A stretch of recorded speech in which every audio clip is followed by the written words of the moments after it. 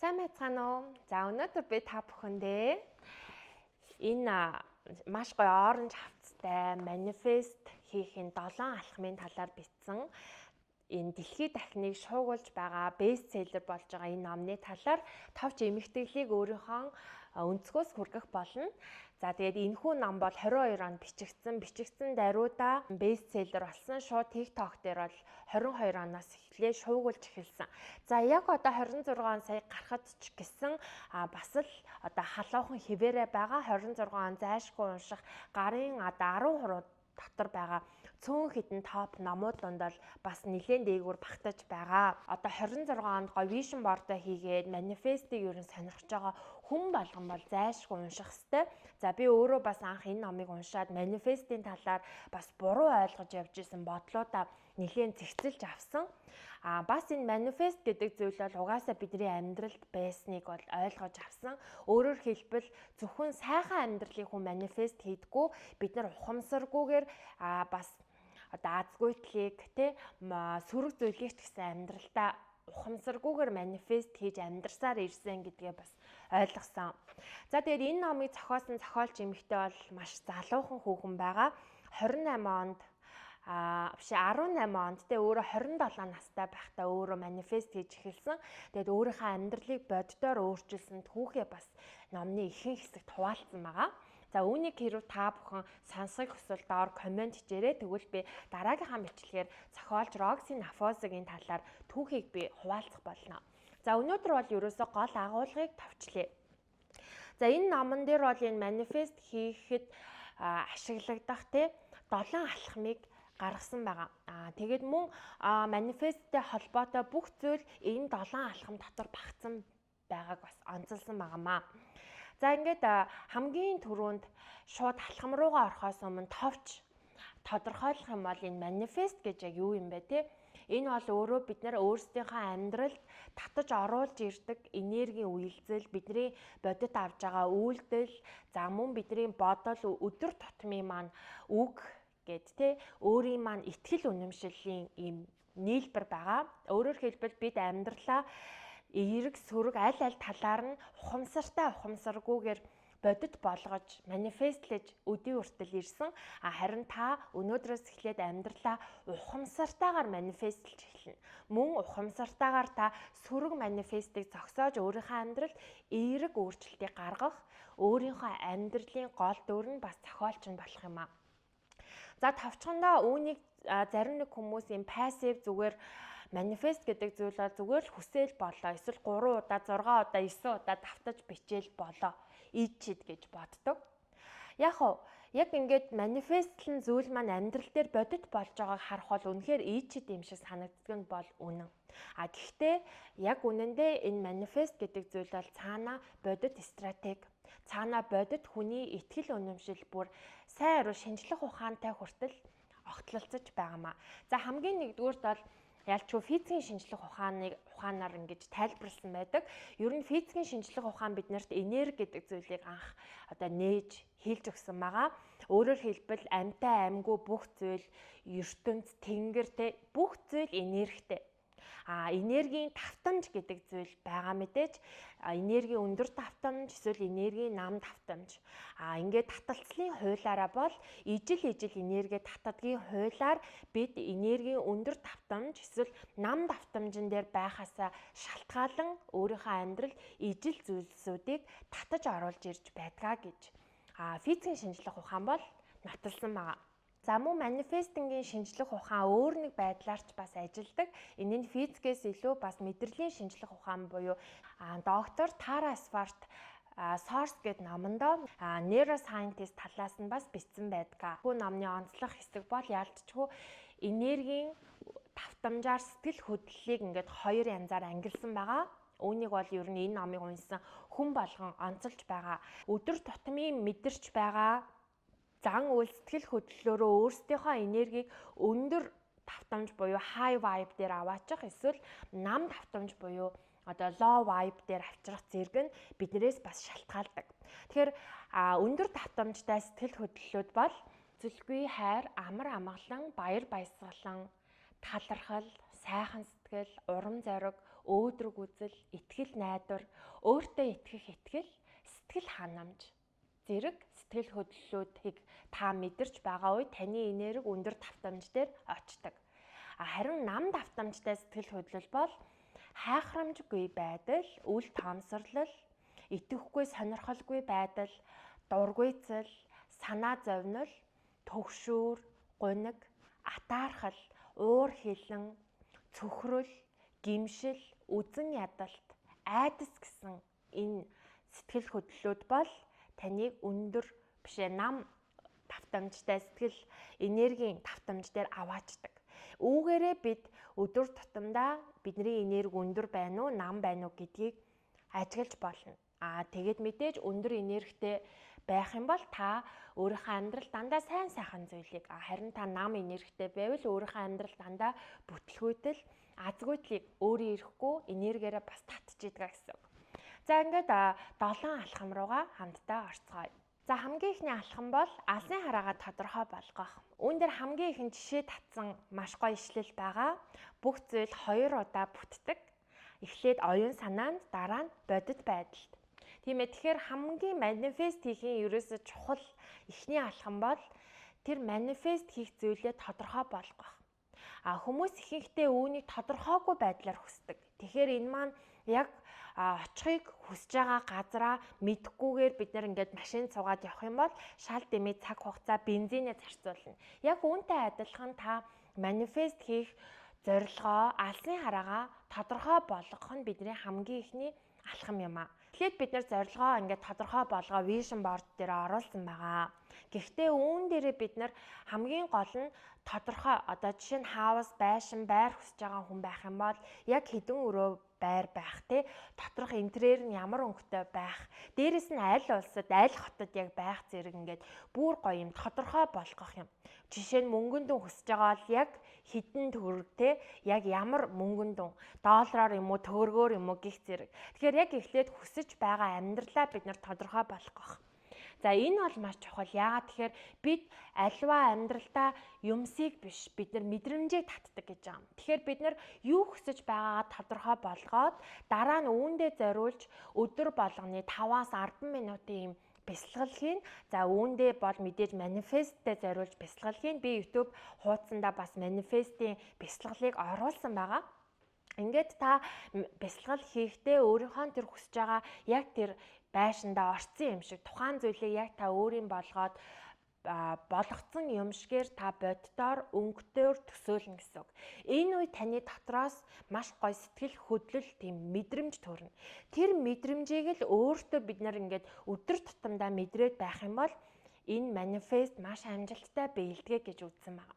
За тэгээд мөн одоо энэ эхний алхам дээр алсын хараагаа тодорхой болгох гэдэг дээр ихэнх хүмүүс бас тийм яг юу хүсэж байна гэдгээ яг vision board-оо хийгээд суухтаа бас мэддэггүй. Би ч бас яг тийм байсан. Ингээд яг өөрийнхөө мөрөөдлийг ингээд бичих гэсэн чинь дандаа бусдын төлөө ингээд мөрөөддөг.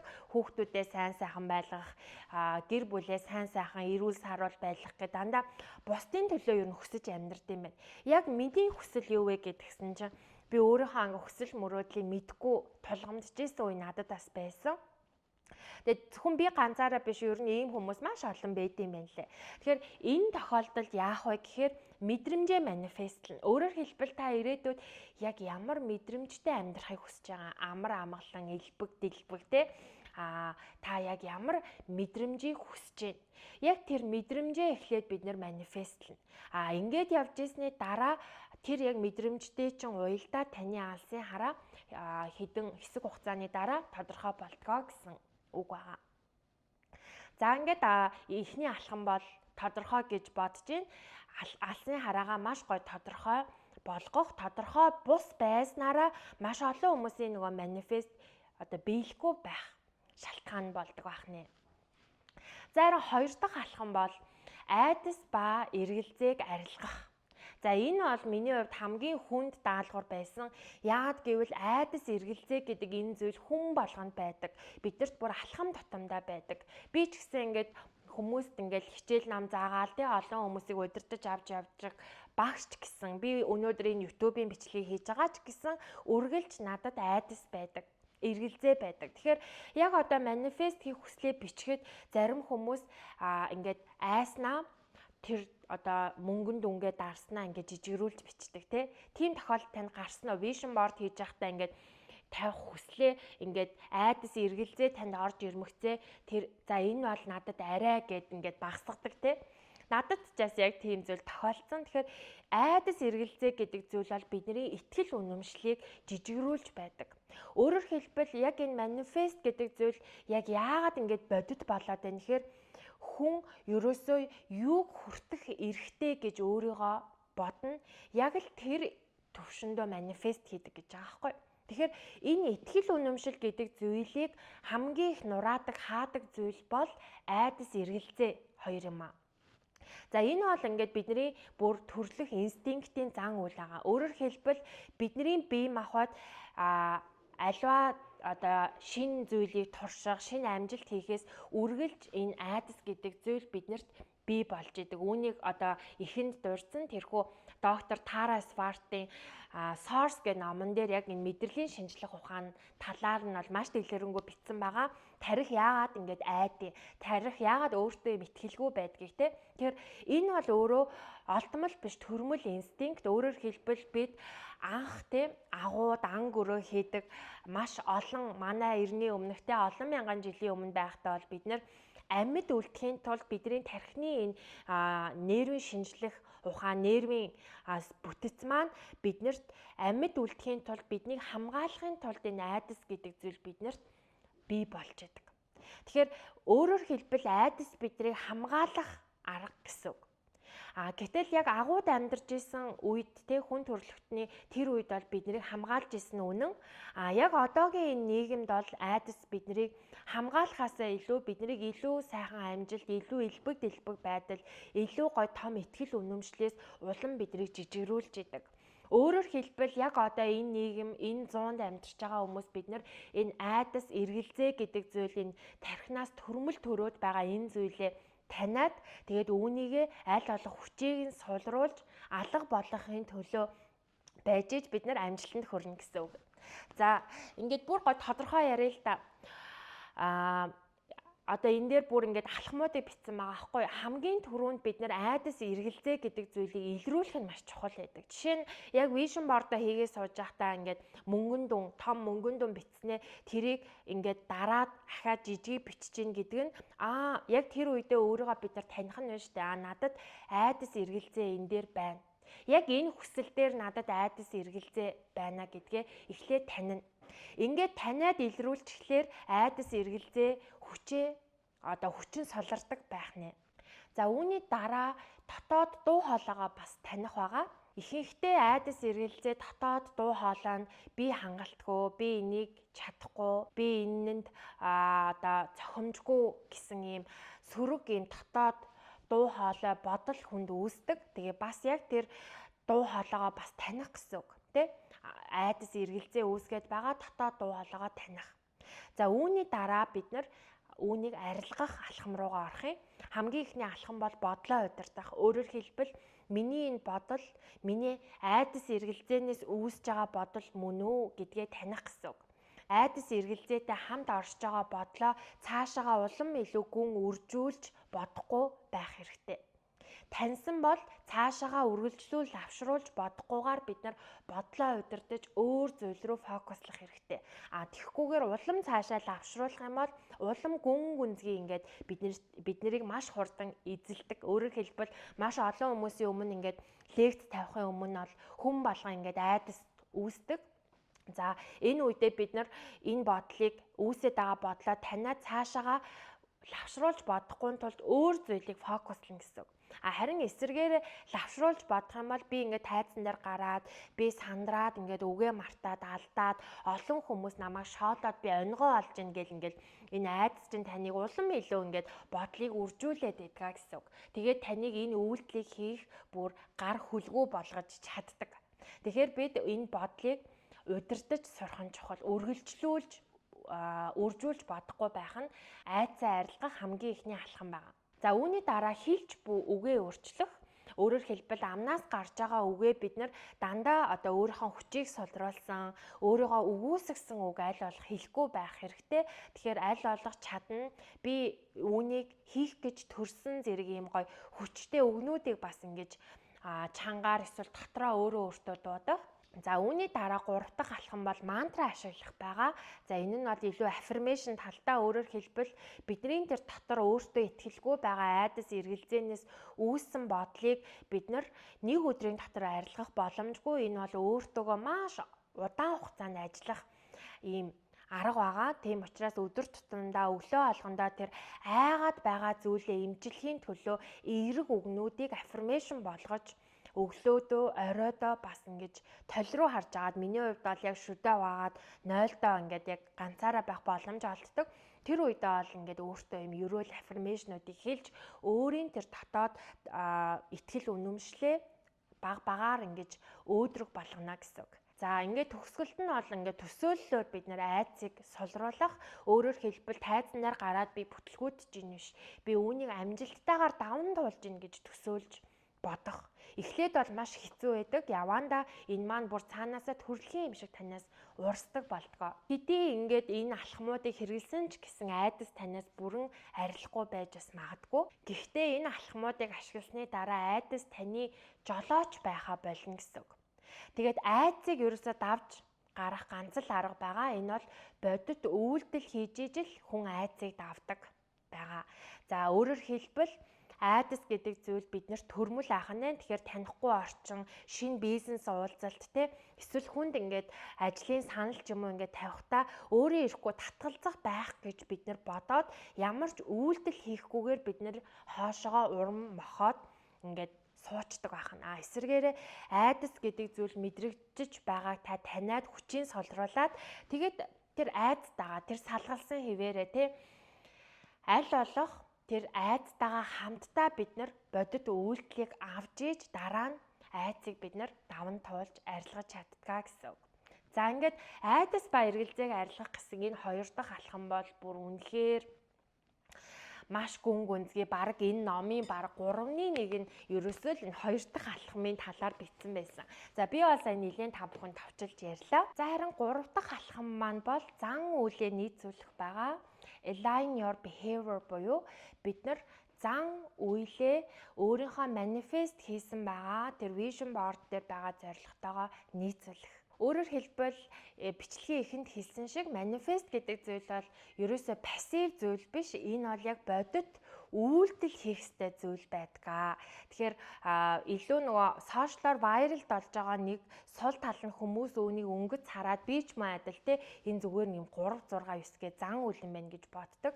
Гэтэл энэ дээр гол одоо энэ 3 дугаар алхам буюу зан үйлээ нийцүүлэх. Зан үйл гэдэг нь өдөр тутмын бодиттэй хийж байгаа үйл хөдлөл, бодол, үг, үйл хөдлөлөө өөрийнхөө зорилготой нийцүүлэх гэсэн. Үүний жишээ татах юм бол одоо жингээ хасна гэж мөрөөдчөөд тэгээд хогон хоол идээд огт тасгал хийхгүй байх юм бол бидний нөгөө зорилго маань бодит үйлдэлтэйгээ нийцгүй байгаа учраас энэ хүсэл манифестлэгддэггүй байх нь. Харин эсвэргээрээ би одоо жингээ хасаж өөрийнхөө хамгийн гоё эрүүл чирэг биен дээр очно гэд манифестлсэн бол яг үүндээ бид нар зан үйлээ нийцүүлээд нэг цаг тасгал хийх, эсвэл гоё өөртөө зориулж эрүүл хоол идэх, тэр хоолыг бэлдэх зэрэг зан үйл чинь нийцжиж энэ манифест биелнэ гэж үзэж байгаамаа. Энэ дээр энэхүү 3 дугаар алхам дээр дурддаг хамгийн тод жишээ бол айдас эргэлзээгээр удирдуулсан хуучин хувилбараараа биш. Харин ямар хүн болохыг хүсэж байгаа тэр хүчтэй шинэ хувилбартаа нийцэх үйлдэлүүдийг гаргах гэж байгаа. Хамгийн хүчрхэг хувилбартаагаа нийцсэн байдлаар үйлд. Заавал та үйлдэл авч байж би бэлэн, би зохистой гэсэн энэ дохоог орчлон ертөнц, за universe буюу орчлон ертөнц гэж бол энэ номон дээр дурддаг. Гэхдээ таны хувьд одоо шүтлэгтэй бурхан шүтдэг бол орчлон ертөнц гэдэг энэ үг бол таны хувьд таны тэр шүтдэг одоо бурханчин гэсэн үг. Тэгэхээр ертөнцид бол бид нар энэ өөрөөгөө би энэ манифестлсан амьдралдаа бэлэн байна. Би энэнд бол яг зохицсон нийцсэн хүн гэдгээ хэлж байгаа тохио байдгаа үйлдэл бол Харин айдас бол биднийг оролдохоос зайлсхийх, хойшлуулах, мөн өөрийнхөө үн цэнийг багасгаж үнгүүтүүлэх ийм зүйлийг эхлүүлж байдаг. Харин айж байгаа ч гэсэн үйлдэл хийх нь өөртөө итгэх итгэлийг нэмэгдүүлдэг, мөн дараагийн алхмыг хийхэд хялбар болгодог. Өөрөөр хэлбэл өмнө нь дурдсан шиг айцыг арилгахын тулд ерөөсөө хүлээдэггүй, харин үйлдэл хийснээрээ даван туулдаг. Өөрийгөө хангалтгүй гэж бодсон ч ирээдүйн өөршгөө авирал. Ингээд цаг хугацааны явцад би зохистой, би чадна, би үн цэнтэй гэсэн дотоод итгэл үнэмшил танд багаар сууж эхэлнэ. Бодит үйлдэл хийхийн тулд мэдээж басны зайлшгүй дурдах ёстой зүйл комфорт зон буюу 5 тухын бүснээсээ гарах. 5 тухтай байгаа бүснээсээ заавал гарах ёстой. Тэгжижил бид нэр үйлдэл хийж манифестлдэг хүссэн зүйлээ. Бидний 70 тухамсар бол өөрөө хуучин тухтай зүйлдээ угаасаа дуртай байдаг. Түүнийг ойлгох хэрэгтэй. Харин шин зүйл туршин, шин зан үйл хийхэд угаасаа тухгүй мэдрэмж төрнө, эргэлзээ төрнө, айдас үүсдэг. Өөрийгөө ингээд хангалтгүй гэж бодох дотоод дуу хоолой үргэлж төрнө. Энэ бол ерөөсөө заавал бүх хүнд тохиолддог юм зайлшгүй зүйл. Харин жинхэнэ өөрчлөлт бол энэ таагүй мэдрэмжийг та тэсвэрлэж бодит үйлдэл хийсэн үед гарч ирдэг гэдгийг дахин үн дээр дурдсан байгаа. Ид шид бол үргэлж 5 тухтай бүсийн цаана байдаг гэдгийг бүү мартаарай. За харин 4 дахь алхам бол орчлон ертөнцөөс ирэх сорилтыг даван тоолох. Энэ алхам бас надад маш их таалагдсан.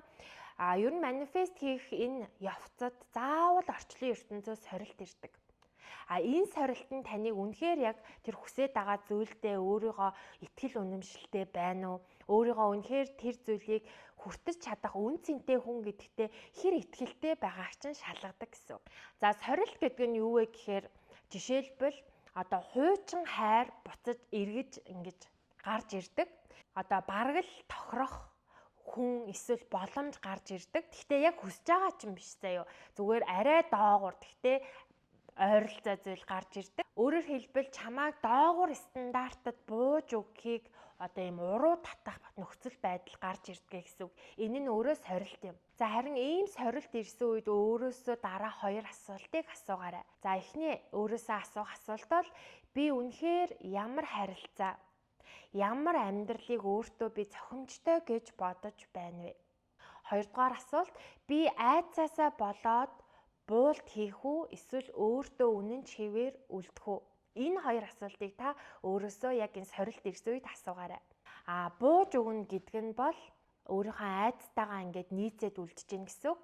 Харин boundaries буюу хил хязгаар тогтоож чадна гэдэг нь өөрийнхөө тэр үн цэнтэй нийцэх сонголтыг хийж байна гэсэн үг. За тэгээд энэ маань хайр дурлалын асуудал дээрээс илүү энэ талаар маш олон жишээнүүдийг татсан байдаг. Тэгээ ерөнхийдөө бол бид нэр шин сайхан харилцааг хүсчээ токсик харилцаагаа ингээд таслахгүйгээр хуучин хүнтэйг юм харилцаатай байгаад байдаг шүү дээ. Тэгэхээр энэ маань бол ерөөсөө дараагийн шин зүйл гарч ирэхэд өмнөх хаалгаа бүрэн хаахгүй байгаа учраас манифест ихэд маш их саад болдог. За тэгээд яг хүссэн зүйл хүссэн хүн чинь биш хэрнээсээ за яах вэ хоосон байж хаар гэд ингээд бууж өгж байгаа байдал нь цаагаараа бид нэр орчлон ертөнцид илгээж байгаа мессеж нь би илүү сайныг авч чадна гэдэгтээ итгэхгүй байна. Би өөрийгөө хангалттай сайныг хүртэх эрхтэй гэдэгтээ итгэхгүй байна гэдэг мессежийг өгч байдаг.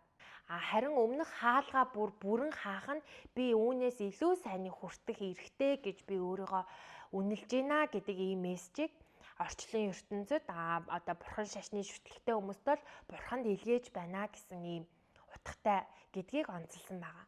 За би түрүүн хальт хэлсэн шүү дээ. Хуучин ингээд сонголтоо сонгох нь хомсдлын энерги байдгаа гэд тэ. Хуучин зүйлээ бид нэр ингээд сонгоод байна гэдэг нь дараагийнх нь олдохгүй байж магадгүй гэсэн ийм хомсдлын энерги, хомсдлын мэдрэмжийг өөртөө агуулад байдаг.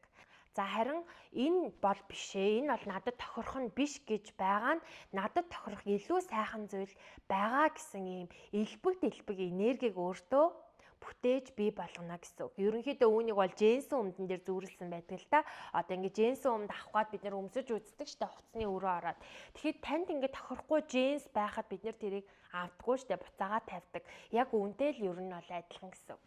За мөн яг энэхүү 4-р алхам дээр татгалзалт ирэх эсвэл ажлын саналаас ийм татгалзалт ирэх эсвэл ямар нэгэн зүйл чинь ингээд эхлээд ийм бүтлгүүтдэг.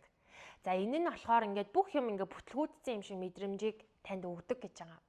Ярилцлага бүтлгүү болох, болзоо тасрах, төлөвлөгөө нурж унах зэрэг энэ нь бүх зүйл дууслаа гэсэн үг биш. Харин сурч тэлэх дараагийн шатанд та өөрийгөө гарах уугүй юу гэдгийг шийддэг сорилт юм аа. Ингээд төгсгөлд нь хамгийн чухал санаа бол орчлон ертөнц бол үргэлж чиний талд байдаг. Тэгээд чиний хүссэн зүйлээс чи илүү ихийг өгөхөөр бол ингэж бэлдэж байдаг. Тиймээс үгүй гэж хэлэх нь танд хамгаалалт болдог гэсэн үг. Чи манифестэнд ямар хариу үйлдэл үзүүлнэ? Энэ л одоо чиний дараагийн манифестийн хаалгыг нээдэг. За ингээд дараагийн алхам 5-р алхам. Энэ бол талархлыг хүлээн авах. Энэ алхам бүр надад маш их таалагдсан. Гэхдээ гэдэг үггүйгээр гэсэн үг. Яг бүрэн дүүрэн чин сэтгэлээсээ талархах. Бид нэр ингээд юмд талархчаад гэхдээ уг нь ийм байсан бол гэд нэг юм гэхдээ гэдэг штэ тий. Гэтэл яг энэ 5-р алхам дээр гэхдээ гэхээр л бид нөгөө талархлаа үүсгээд байдаг гэж байгаа. Тэгэхээр ерөөсөө гэхдээ гэдэг эргэлзээгүйгээр ерөөсөө бүрэн дүүрэн гой талархах. За ингэж талархаж чадж байгаа хүн маш хурдан өндөр энергийн дээр очдог. Ер нь ингээд ямар ч нам доод энерги уу гашуу, уур уцаар цөхрөл ямар ч ингээд мэдээж амьдралд айдас эргэлзээ бүгд л бид нам доод энерглөө ингээд өөрөө ирэхгүй орчдөг өдөр тутмын стресснээс болоод ингээд ямар ч нам доод энергитэй байсан тэр энергийг хамгийн хурдан ингэж өөрчилж өндөр дээр гаргадаг маш хүчтэй зан төлөв бол өөрөө энэ талархал юм аа. Өөрөөр хэлбэл талархал бол манифестийн хамгийн хүчтэй соронз юм аа. Учир нь орчлон ертөнц бодолд биш, мэдрэмжийн давтамжинд хариу үзүүлдэг. Бид юу мэдэрч байна, түүнийгээ л татдаг. За энэ давтамж гэж яриад байгаа зүйл бол энергийн давтамжийг ярьж байгаа тийм ээ. Хамгийн ихэнд хэлсэн нөгөө high vibe, low vibe гэдэг шиг энергийн өндөр давтамж, нам давтамж гэдгийг бид нэр давтамж гэж яриад байгаа. Тэгээд давтамжийг нам болгодог зүйл бол уур, айдас, атаархал, гимшил, цөхрөл. За харин эсвэргээрээ давтамжийг өндөр болгодог зүйл бол хайр, талархал, баяр баясгалан, амар амгалан байдал. За тэгээд энэ дээр бол талархал гэдэг зүйл бол зөвхөн дүр эсгэх биш. Бид нар энэ талархаж сэтгэл хөдлөлийн ингээд гой ингээд бүрэн дүрэн мэдрэх нь бол ерөөсөө хэвийн зүйл гэж байгаа. Бид нар ингээд бага бахасаа уйлах хүүхдийн юу гэдэл ингээд нэг тийм үгээр ингээд нэг юм хит баярлж болохгүй юм шиг өөртөө ингээд юу яагаад идэг те. Ингээд хаагаад байдаг. Гэтэл энэ хүн намн дээр бол эсэргээрээ бид нар талархж ийж өндөр ингэж гой догдолсон ийм өндөр энергийг авч ийж бид нар дараагийн түвшин рүүгээ очдог. Ер нь бол ингээд амьдралынхаа ингээд өсөлтийг ажиглах юм бол яг нэг цикл дээр ингээд бид нэр гацчдаг штэ тий. Яг тэр үе дараагийн цикл руугаа ингэж өсрэлт хийхин тулд энэ талархлын техникийг ашигладаг. За тэгээд энэ хүү Рокси Нафоси бол өөртөө бүр ингээд талархлын дэвтэр гаргаад үүн дээрээ орой болгон талархал бичдэг. 15 талархал бичдэг гэж байгаа. За тэгээд ингээд талархах гэхээр ингээд бид нэр талархах зүйл ингээд олдохгүй гэж бид нар боддог. Гэтэл амьдралд үргэлж талархах зүйл байдаг. Өөрөөр хэлбэл талархлыг ингээд 3 янзаар хийж болдог гэж байгаа. Нэгдүгээр хүн өөртөө талархах. Өөрийнхөө бүх хүч чадалдаа, өөрийнхөө энэ эрүүл мэндэд те талархах. За үүний дараа бол гэр бүлдээ талархах. Өөрөөр хэлбэл өөрийнхөө одоо амьдралд гэсэн үг орчин, ажил, гэр бүл, амраг садан, ээж аав гэд тэ өөрийнхөө гэр бүлд талархах, амьдралдаа талархах. За 3 дугаарт бол орчлон ертөнцид талархах нөгөө одоо далдын хүч, бурхан, тэнгэр, их орон гэд тэ байгаль орчлон ертөнцид талархах гэсэн ерөнхийдөө юм 3 янзын хүүсрээр бол талархдаг. За тэгээд яг номын зохиолч бол өөртөө талархах 5 зүйл, гэр бүлдээ амьдралдаа талархах 5 зүйл, их орчлондоо талархах те 5 зүйл гээд ингээд 5-5-аар 15 юм талархлыг өдрө болгон юм бичих зан үйлийг бүр өөртөө талархлын дэвтэр гэж гаргаж бичиж эхэлсэн байгаа.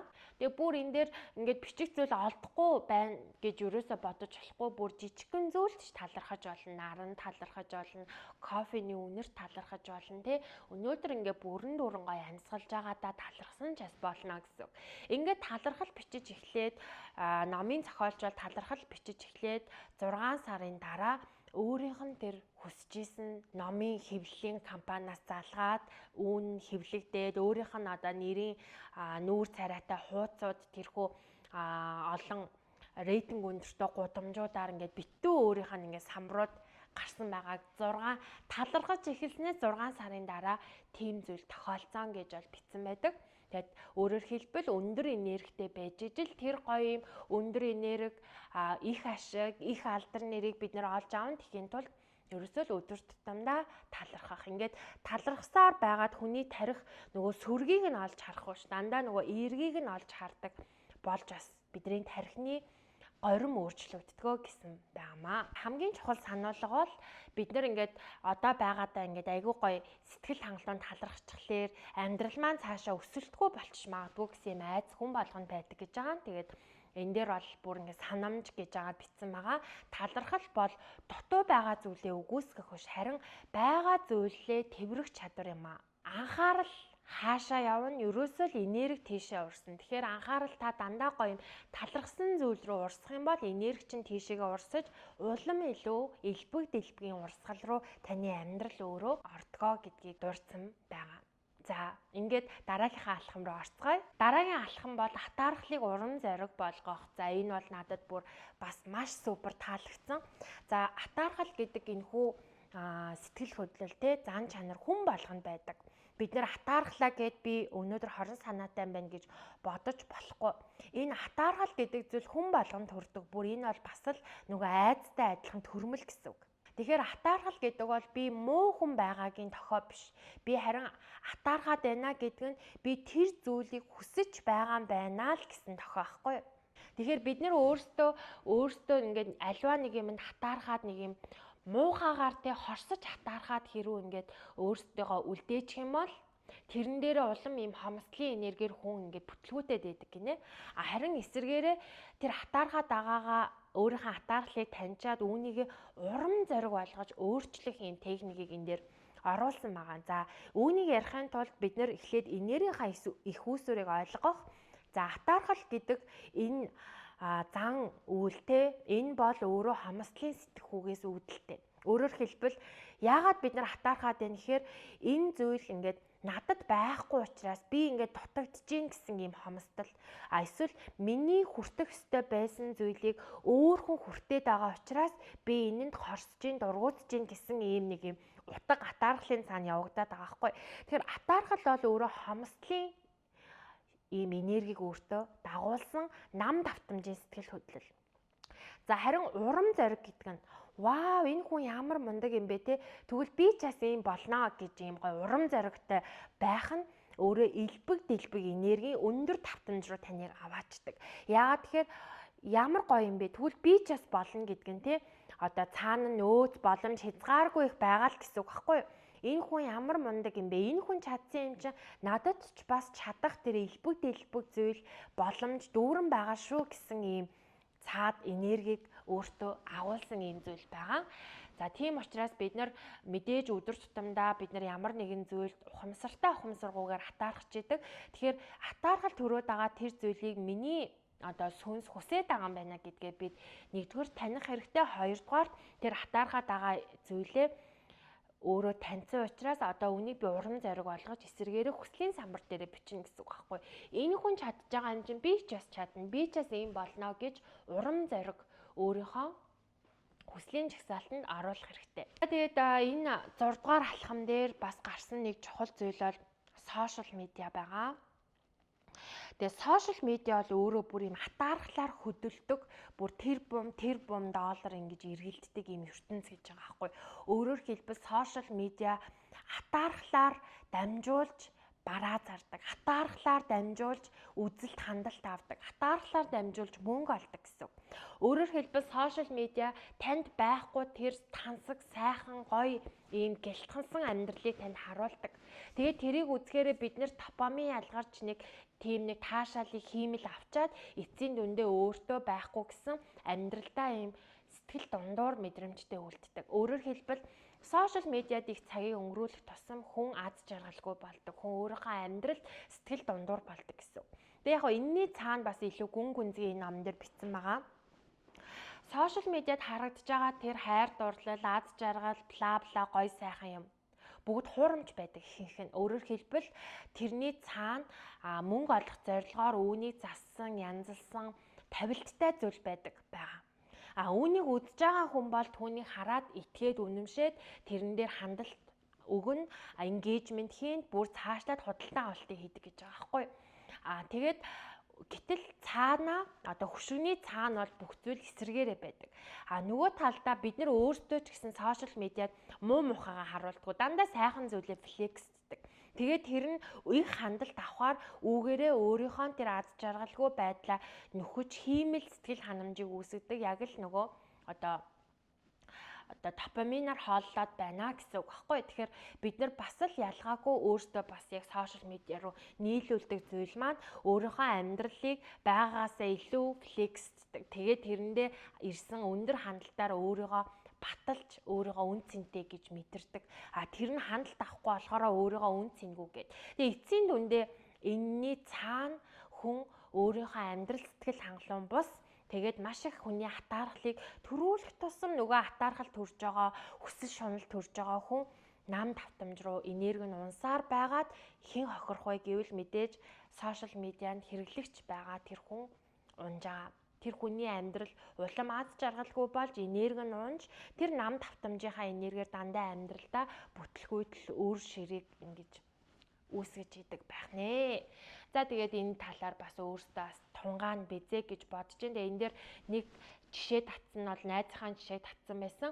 Нэг найз нь бол нөхөртөөгөө маш гоё романтик аялж байгаа постэр оруулснаа удалгүй 30 минутын дараа Roxy руу залгаад салгаж байгаа талаараа хэлсэн байдаг. Тэгээд үгүй чи чинь дөнгөж сая ийм гоё пост оруулсан биз дээ гэсэн чинь үгүй наа чин бол зүгээр л пост яг үнэндээ миний амьдралын хамгийн муухай аялал байсан. Хамгийн хараар тавилт байсан гэсэн зүйлийг бол уцаар ярьж идэг байгаа. Тэгэхээр сошиал медиа дээр тавьж байгаа зүйл бодит амьдрал хоёр өөр шүү гэдгийг бол маш олон жишээгээр харуулсан байнамаа. За тэгээд төгсгөл энэ хүү 6 дугаар алхмын төгсгөлд те одоо нөгөө амьдралдаа сэтгэл ханамжгүй болдог гэсэн шүү дээ. Ингээд хүнд хатаархах тусам хүн өөртөө сэтгэл ханамжгүй болдог гэд. Эсвэргээрээ нөгөө талархах дадлаа те 5 дугаар алхмаа бид нэр их хийгээд ахаар талархал ихсэх тусам хатаархах орон зай багасч идэг байгаа. Тэгэхээр талархах тусам нөгөө сэтгэл хангалуун болно. Тэгэхээр бусдад хатаархах нь багасдаг гэсэн үг. Тэгээ хэрэв ингээд хатаархал танд төрөх юм бол тэрийг та таниад урам зориг болгож элбэг хангалуун байдал руу хомсдлын энергийг шилжүүлээрэй. Энэ бол маш чухал манифестийн чадвар байнамаа. За төгсгөлд нь 7 дахь алхам бол одоо орчлон ертөнцид итгээрэй гэсэн ийм алхам байгаа. Орчлон ертөнцид итгэх эцсийн алхам бол ерөөсөө итгэл юм аа. Бүх алхмыг хийсний дараа үлдэх ганц зүйл бол яаж болохыг нь мэдэхгүй байгаа ч болно гэдгийг нь мэдэж байгаа тэр итгэл гэдэг зүйл юм аа. Итгэн гэдэг нь юу гэсэн үг вэ гэвэл хянах биш, даатгах гэсэн үг юм. За тэгээ үүнийг Google Map-тай ашигласан байдаг. Тэгээ яг манай монголчууд бол бид нэр Google Map-ыг бага ашигладаг. Ер нь бол яг одоо Roxy Nafosa-гийн хувьд энэ хүний амьдарч байгаа одоо яг тэр Нью-Йоркд бол те ер нь нөгөө очих байгаа газраа Google Map дээрээ хийждэг штэ. Тэгээд тэр Map-тай шууд итгээд шууд нөгөө ингээ машина бараа явдаг штэ. Тэгэхээр яг үүнийг одоо тэр map дээрээ очих газраа хийгээд mapтай нөгөө итгээд бид нэр явдаг шиг тий та яг ингээ бүх алхмаа хийсний дараа энэ зүйл болно гэдэгт итгэх энэ бол ерөөсөн хамгийн сүүлийн 7 дахь алхам байгаа. Тэгээд итгэл гэдэг зүйл яагаад юм чухал вэ гэхээр итгэл байгаа газар айдас эргэлзээ стресс орших зайгүй болдог. Итгэл өөрөө өндөр давтамжтай. Тэгээд өндөр давтамж өөрөө таны амьдралд элбэг дэлбэг байдлыг өөртөө татаж байдаг соронз. За тэгээд ингээд манифестийн аялал донд чинь ингээд татгалзал мэдээж танд ирнэ те. Тэгэхээр тэр үед одоо таны ямар нэгэн одоо өгсөн ажлын санал ч юм уу хамтрах юмнаас татгалзал ирэнгүүт би хангалтгүй байна. Би хангалтгүй байна гэж бодохын оронд намайг илүү сайн зүйл рүү дахин чиглүүлж байна гэж энэ өнцгөөс харах хэрэгтэй. Татгалзал бол саад биш харин дахин чиглүүлэг юм гэдгийг ойлгох хэрэгтэй. Хүмүүс яагаад энэ 7 дугаар алхам дээр гацдаг вэ гэвэл ерөөсөө төвчээргүй байдал. Одоо үйлдэл хийчлээ яагаад болохгүй байгаа юм бэ гэсэн юм төвчээргүй байдал гэсэн үг. Нөгөө үр дүн хийх гордлох.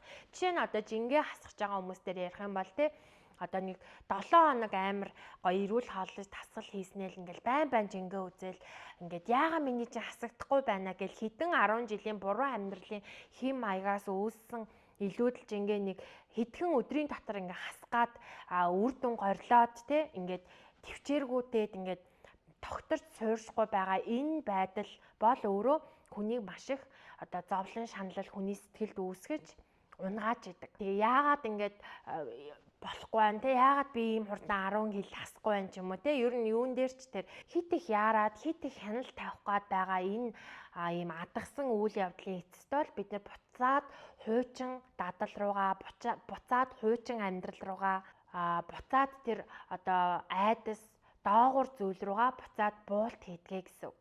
Өөрөөр хэлбэл төвчээргүй байдал бол одоо энэ манифестийн дайсан байдаг. За харин одоо divine timing буюу одоо үүнийг бол монголоор тэнгэрлэг цаглал гэж бол орчуулсан байгаа.